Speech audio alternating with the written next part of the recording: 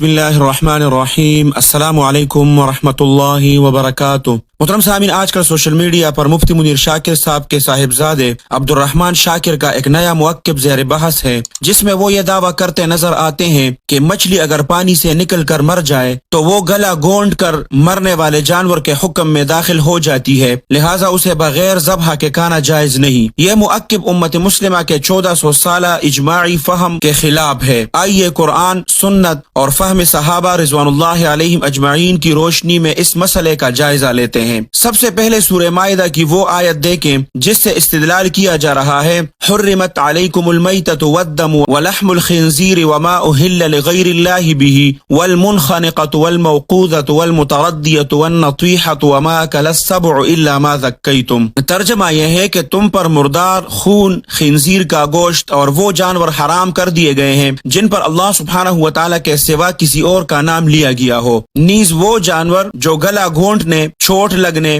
گرنے یا سینگ مارنے سے مر جائے یا جنہیں درندے پاڑ کر کھائیں، سوائے اس کے کہ تم انہیں مرنے سے پہلے ذبح کر لو۔ عبد الرحمن شاکر کا کہنا ہے کہ جس طرح خشکی کا جانور سانس بند ہونے کی وجہ سے مر کر منخنقہ بن جاتا ہے، اسی طرح مچھلی بھی پانی سے نکل کر مرے تو وہ اسی حکم میں داخل ہوگی۔ لیکن کیا قرآن کریم نے سمندری مخلوقات کے بارے میں یہی حکم دیا ہے؟ قرآن کریم خود اس کا جواب دیتا ہے۔ اللہ سبحانہ و تعالیٰ فرماتے ہیں، احل لکم صید البحر وطعامہ متاعا لکم وللسیارہ۔ ترجمہ یہ ہے کہ تمہارے لیے سمندر کا شکار اور اس کا کھانا حلال کر دیا گیا ہے، تمہارے فائدے کے لیے اور مسافروں کے لیے بھی۔ مفسرین کی ایک بڑی جماعت نے طعام البحر سے مراد وہ سمندری جانور لیا ہے جو مردہ حالت میں بھی مل جائے۔ اگر طعام البحر سے صرف زندہ شکار مراد لیا جائے تو صید البحر اور طعامہ کے درمیان فرق باقی نہیں رہتا، جبکہ قرآن دونوں کو الگ الگ بیان کر رہا ہے۔ محترم سامعین، مزید آپ کو دکھاتے ہیں کہ قرآن نے خشکی کے جانوروں کے بارے میں فرمایا ہے، فَكُلُوا مِمَّا ذُكِرَ اسْمُ اللَّهِ عَلَيْهِ۔ ترجمہ یہ ہے، پس اس جانور میں سے کھاؤ جس پر اللہ سبحانہ و تعالیٰ کا نام لیا گیا ہو۔ یہ حکم ان جانوروں کے بارے میں ہے جنہیں ذبح کیا جاتا ہے، لیکن قرآن میں کہیں بھی مچھلی یا سمندری جانور کو ذبح کرنے کا حکم موجود نہیں۔ اگر مچھلی کے لیے ذبح شرط ہوتی تو قرآن ضرور اس کی وضاحت کرتا، کیونکہ مچھلی ہر دور اور ہر علاقے میں معروف غذا رہی ہے۔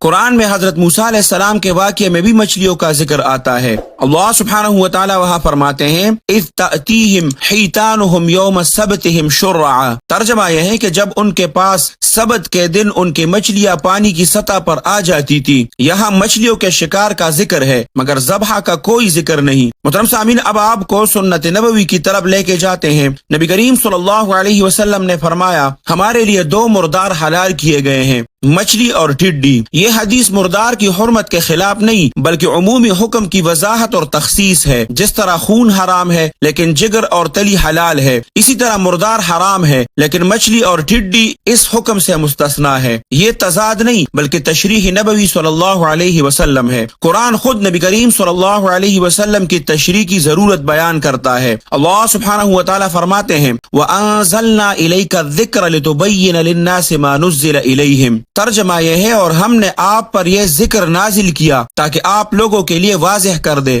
جو ان کی طرف نازل کیا گیا ہے۔ اسی طرح اللہ سبحانہ و تعالیٰ فرماتے ہیں، وَمَا يَنطِقُ عَنِ الْهَوَىٰ إِنْ هُوَ إِلَّا وَحْيٌ يُوحَىٰ۔ ترجمہ ہے، اور وہ اپنی خواہش سے کچھ نہیں کہتے، یہ تو صرف وحی ہے جو ان کی طرف بھیجی جاتی ہے۔ اگر ان آیات کو مانا جائے تو پھر رسول اللہ صلی اللہ علیہ وسلم کی وہ تشریح بھی ماننی ہوگی جس میں آپ صلی اللہ علیہ وسلم نے مچھلی کو حلال قرار دیا ہے۔ محترم سامعین، اگر صرف ظاہری الفاظ پر اصرار کیا جائے اور سنت رسول صلی اللہ علیہ وسلم کو نظر انداز کر دیا جائے تو پھر نماز کی رکعت، زکوٰۃ کا نصاب اور حج کے بے شمار عملی احکام بھی واضح نہیں رہتے۔ اسی لیے صحابہ کرام رضوان اللہ علیہم اجمعین، تابعین، ائمہ اربعہ اور پوری امت مسلمہ کا متفقہ موقف یہی ہے کہ مچھلی بغیر ذبح کے حلال ہے۔ یہ حکم قرآن کریم کی آیات، سنت نبوی صلی اللہ علیہ وسلم، فہم صحابہ اور امت کے اجماع سب سے ثابت ہے۔ لہٰذا مردار حرام ہے اس لیے مچھلی بھی حرام ہے کا استدلال درست نہیں، کیونکہ اس میں قرآن کے تمام متعلقہ نصوص اور رسول اللہ صلی اللہ علیہ وسلم کی تشریح کو جمع کر کے نہیں دیکھا جاتا۔ تھا۔ محترم سامعین، ہم نے اپنی طرف سے بات کو مکمل طور پر واضح کر کے آپ لوگوں کے سامنے رکھ دیا۔ آپ لوگوں کا کیا خیال ہے عبد الرحمان شاکر یا ان کے والد صاحب کے بارے میں؟ اپنی رائے کا اظہار کمنٹ سیکشن میں ضرور کریں۔ اللہ سبحانہ و تعالی ہمیں قرآن اور سنت کو صحیح طور پر سمجھنے اور امت کے اجماعی راستے پر چلنے کی توفیق عطا فرمائے۔ اللہ سبحانہ و تعالی آپ سب کو اپنے حفظ اور امان میں رکھے، اپنے خصوصی دعاؤں میں یاد رکھے۔ السلام علیکم ورحمۃ اللہ وبرکاتہ۔